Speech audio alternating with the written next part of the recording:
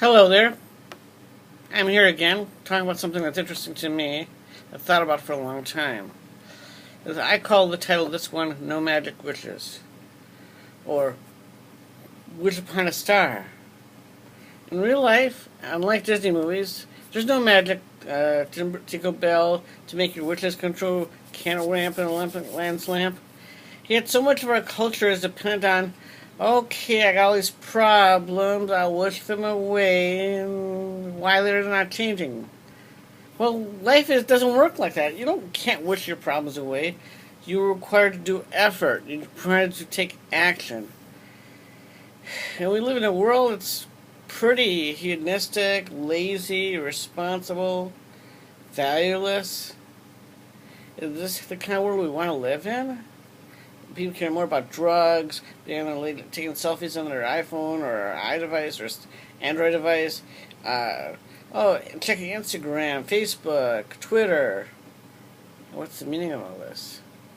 They're showing reports where that kids are becoming so dependent on technology they've lost the ability to actually talk to people. They get so dependent on them that all they do is they go on their phone. They don't know how you're with their people and friends. Okay, yeah, I don't want with you. You're right there, but I'm going to be focused more on my phone. How is that a good thing? I'm thinking about this is what led to this, and then how do we fix this? I think a lot about the relationship between liberty and responsibility. We have the Statue of Liberty, and one of my idols, Viktor Frankl, has this idea for what's called a Statue of Responsibility to build on the West Coast to mirror that of Statue of Liberty. But let's think about this. What is liberty? Liberty is freedom.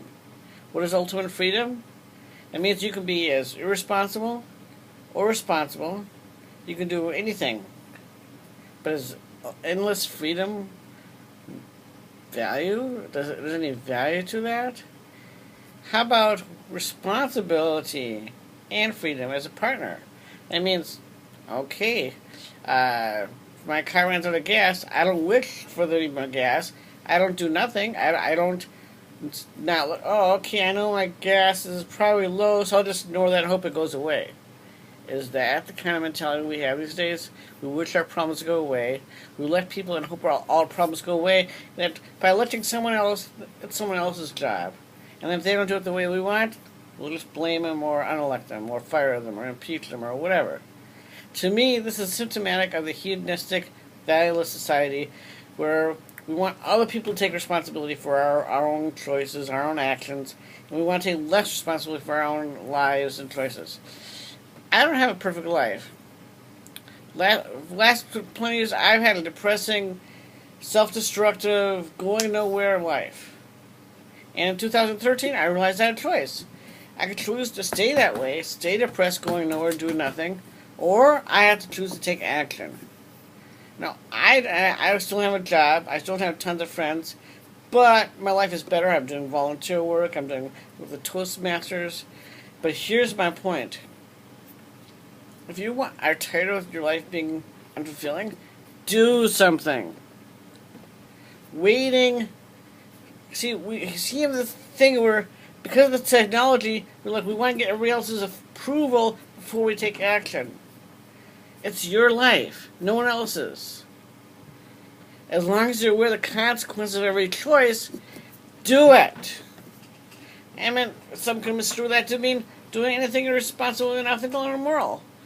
No, I'm saying that no matter what you do, you will face the consequences for your own actions. But there's something what I call consequential awareness. I don't think many of us have this anymore. And that is, before we take any action, to really, really understand the consequence of that action. When we continue to see people who are not good with us, who are not good relationships, and then we wonder why we have failed relationships. We can't change the past, but we can learn from it. We can choose that no matter what our past, what our obstacles, and we all have them, is we can choose to learn from them and then move on from them. Too often when you get stuck in your own problems, your own melodrama, all you want is pity and feel good or feel bad. But that doesn't move you forward. That doesn't change anything. It's sort of like wishing a flat tire to go away. Well, that doesn't really work, does it? When's the last time that worked for you? I've never had that work for me at all. I don't want to get depressed because that doesn't solve anything.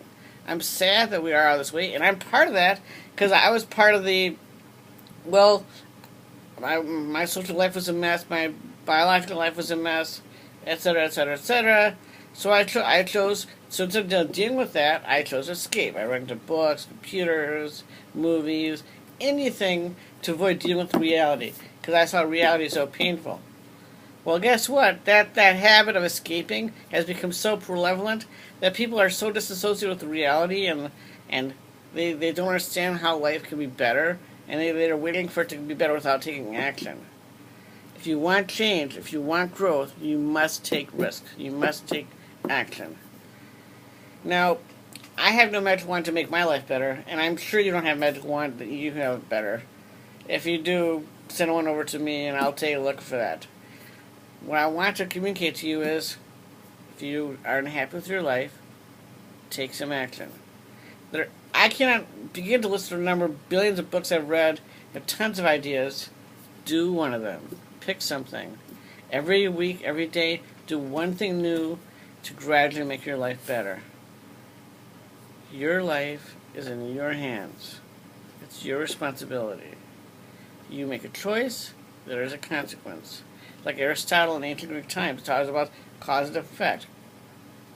And there's a hidden benefit to that. By understanding that, you can say, okay, let's look at all the people who are successful in different areas of life. People who are successful socially, people who are successful financially. We can learn from what they do, emulate that, and then gradually change ourselves to be like that. This is the importance of role models.